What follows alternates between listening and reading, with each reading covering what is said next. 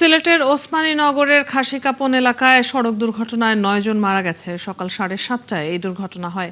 মরদেহ আছে Sylhet Osmani medical college হাসপাতালে। এই মুহূর্তে সেখানে আছেন আমাদের সহকর্মী মুহিত দিদার।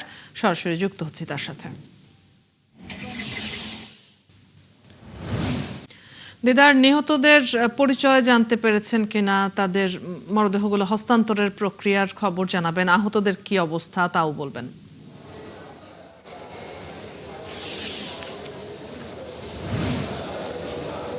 অদিতি, প্রতিদিনের মতো সিলেটের সকালটা আজও সুন্দর হতে পারত, কিন্তু সিলেটের ওসমানীনগরের কাশিকাপন এলাকায় সড়ক দুর্ঘটনায় 9 জনের মৃত্যুতে সিলেটের মানুষের মধ্যে শোকের ছায়া নেমে এসেছে। আমি এই মুহূর্তে আছি ওসমানী মেডিকেল কলেজ হাসপাতালে। এখানে যারা নিহত হয়েছেন, যারা আহত হয়েছে, তাদের স্বজনরা এখানে আছেন।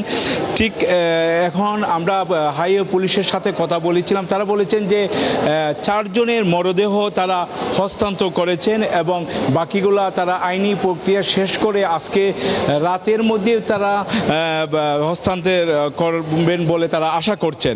এখানে আমরা আসলে এখানে যে 9 জন নিহত হয়েছেন এর মধ্যে আমরা কয়েকজনের পরিচয় পেয়েছি।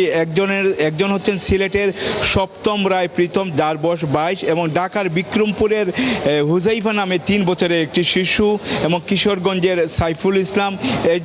আরেকজন হচ্ছেন যে সিলেটের বিশ্বনাথে একজন বাউল শিল্পী, যিনি পেহলি বৈরবী, যিনি একটি গানের একটি সাংস্কৃতিক অনুষ্ঠানের পর তিনি সিলেট থেকে যাচ্ছিলেন, এই দুর্ঘটনায় কবলিত হয়ে তিনি নিহত হয়েছেন।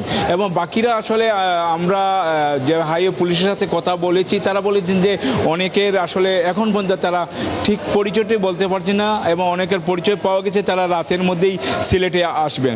একজন হচ্ছেন ট্রাক মেকানিজম জাহাঙ্গীর, তার 3 বছরের একটি শিশু নিহত হয়েছেন।